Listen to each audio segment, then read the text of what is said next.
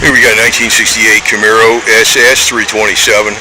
Looks like it's, you know, an original, you know, it looks like it's all OEM. Cowl induction hood. Hardcore people are out here today. It's got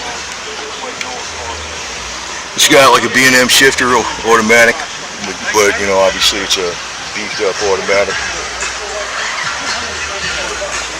You know, I'm not sure, but it looks like, well, maybe it's me, you know. It's kind of hard to say because maybe it's the way the stance of it is. I almost think the wheels are flared out ever so slightly more than stock. I might be wrong about that. It might just be the way it's sitting. But could be that way. Could be. But it's 68.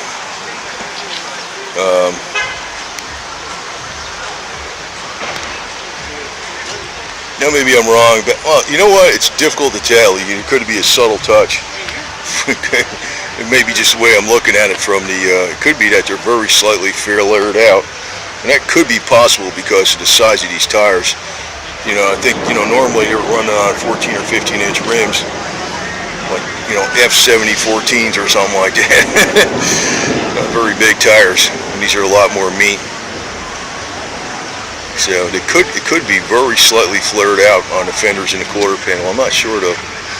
And I like the 327. The older 327s, they had the smaller crank journals, so they were a little theoretically capable of revving a little higher than the later 327s. The later 327s were like the 350. You could take the 350 crank and rods and put it in the 327, the later model 327 block, and run that because they had a little larger main bearing journals on the main bearings. So, but the older ones actually were probably the better ones, like this would have.